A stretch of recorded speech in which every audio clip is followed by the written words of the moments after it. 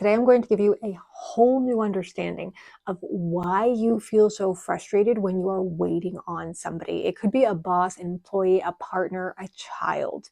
But the cool thing about my explanation is it's not like the other ones in society that are saying that you need to go to therapy because something happened to you when you were 3 and now you're holding on to it forever and that's why you get frustrated. And it's also not blaming anybody else or the external situation. It's actually really incredibly simple. Let's break this down using a parenting example. Imagine you just finished grocery shopping. You're trying to get everything out of the car and you have a young child that you need to come with you, but they seem to be taking their sweet time and they don't recognize how many things you have to do. While they're staring off into space, as children do, you're mentally going over your checklist. You need to get everything inside, put it all away, wash their face, start making dinner, vacuum the floor before your guests come. Your frustration builds and builds until finally you start snapping at your child, and then you feel really bad about that because that's not the kind of parent you want to be. You don't want to be blaming them. And does this mean that there's something wrong with you? No, what happened is actually really incredibly simple. It's the thinking ahead that actually made you feel frustrated. Here's the scientific explanation. When you anticipate action, your brain, especially the motor cortex and the basal ganglia, prepare the body by increasing neural activity. The sympathetic nervous system activates slightly, releasing adrenaline and triggering muscle tension in readiness for action.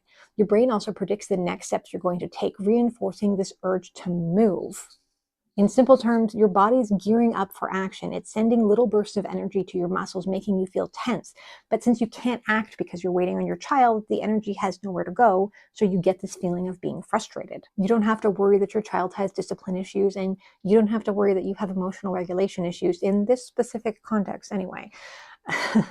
The problem is just that you were raised in a society that trained you to think ahead. Nobody told you that thinking ahead affects your energy in your body and can lead to you feeling frustrated for no reason at all. The fix for this is really simple and you don't need to dive deep for it. The next time that you are waiting on somebody and they're slower than you and you feel like you're ready to go, you just need to remember that you have two options.